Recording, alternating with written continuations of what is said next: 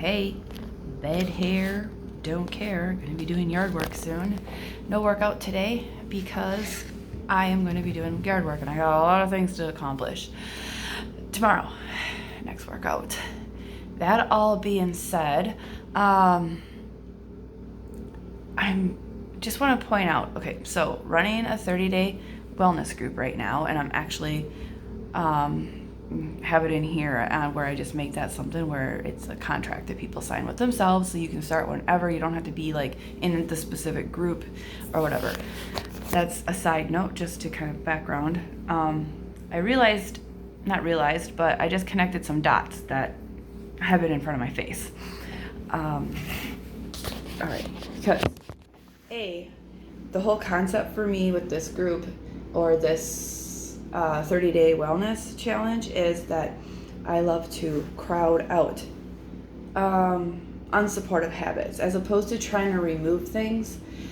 In fact, I just in my NLP course this morning, I was learning about the 4 different types of motivators, demotivators, and honestly, the best and most effective and motivating of the 4 is when you add in a habit or something and it actually adds something good into your life. Like there's a benefit that you see and you are enjoying from it. As opposed to what most of us do is we focus on what we want to get rid of. So we'll like add in a new habit like a diet or exercising in order to lose weight, because that's the goal. We're just focusing on losing weight. There's also punishment and extinction, where like maybe you just are punished, like you add in a punishment, like, and try to take away or to add. Anyways, that's not why I'm making this video. I'm just getting easily distracted because it's still earlier in the day. I need to get more physically active so that my brain's firing better. But anyways, here's the situation. Have you heard the phrase, like, no amount of working out is going to be able to make up for a poor diet?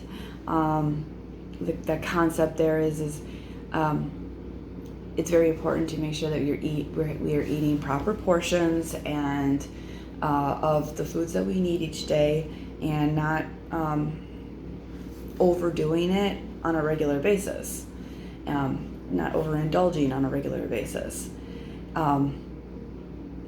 And even if we do overindulge on a regular basis, it's, even though there's like that calories, if you're having the calories out from working out exceed the calories coming in, you should have weight loss. The issue though is our bodies are only capable of so much, our human bodies.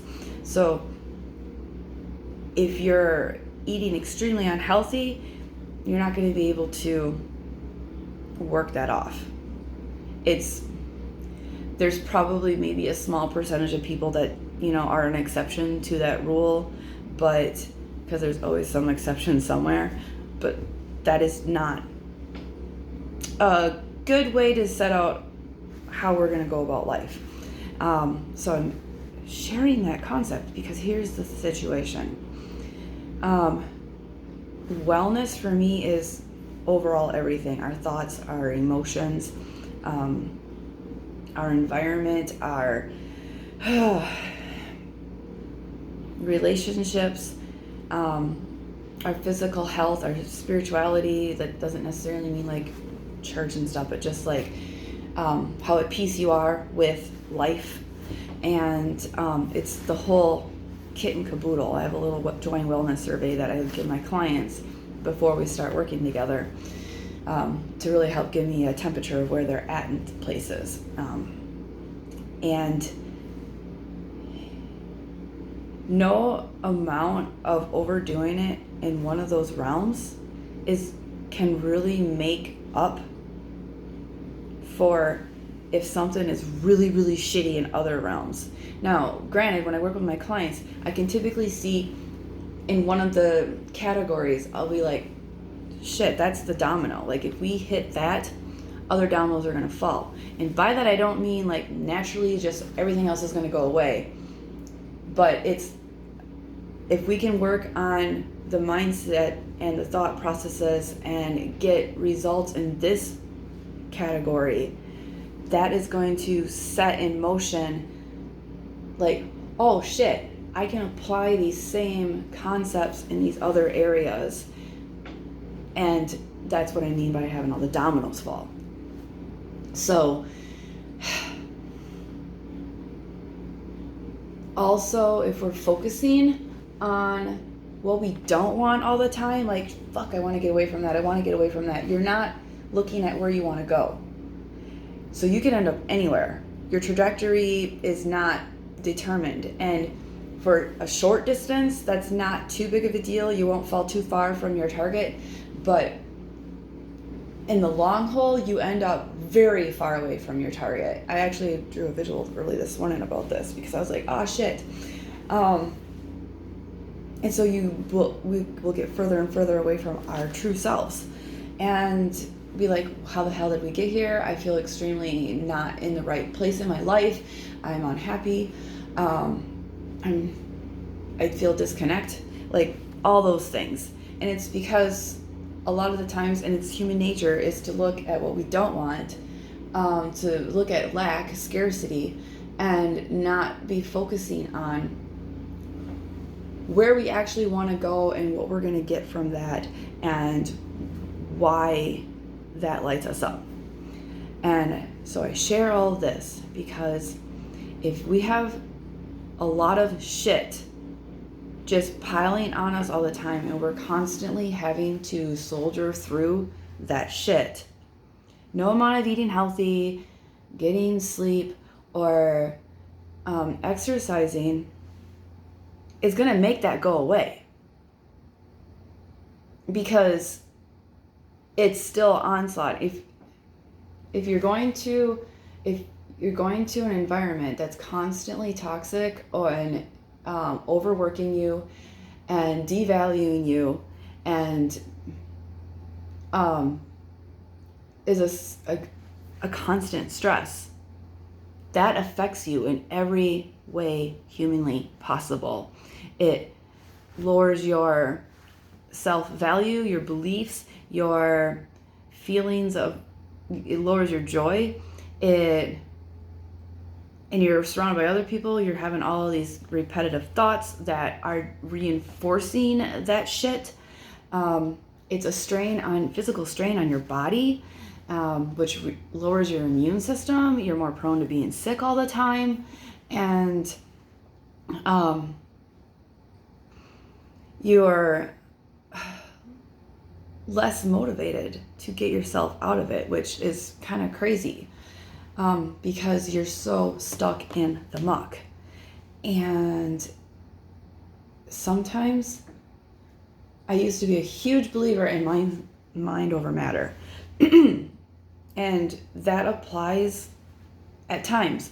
But like when I was working at the distribution center, I literally believed that the right answer was to have that dependable paycheck, and then I would build my dream on the side. Eventually it'll replace me, my other job, and I would actually finally be able to live the life that was meant for me and that I'm built for, and in order to help others and help them live the lives that are better for them and that they're meant for.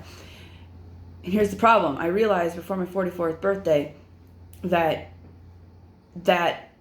I'd been saying that same story no matter what job I'd been working at for a decade.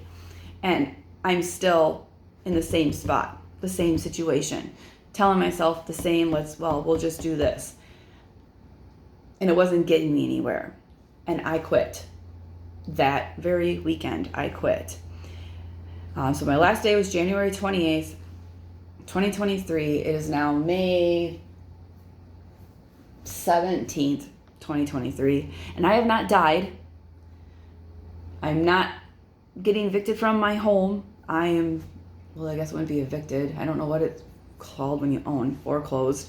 Like, so far I have everything that I've needed. We're still eating. We still have electricity and water, the roof over our heads, the bills are paid, gas is in the tank. I don't have a guaranteed full income yet, like that has matched what I was making when I quit the distribution center. But let me freaking tell you one thing. That first 5 weeks following was such a freaking, it's not a high, but I felt like I was on a rocket because I was released.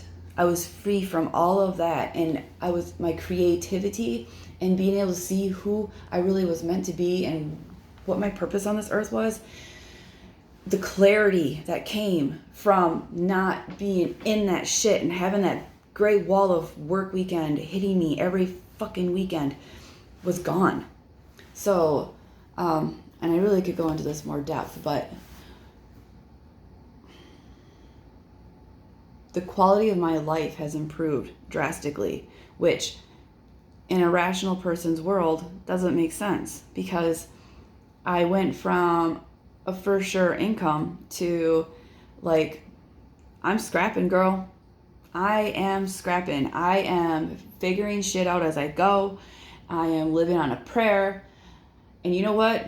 For a person who was diagnosed with stress-induced anxiety many, many years ago, I am kicking ass. I am not on medication. I've been off medication for years, and I haven't had a single fucking panic attack. I got close a couple times, but I've had my shit together, and I have been happier. I don't like using the word happy. I've been more at peace and in flow with life. So in turn, that has helped me in all other areas. I did notice that I went overboard with building my coaching business, providing value, and getting stuff done around the house that had been blown off for months.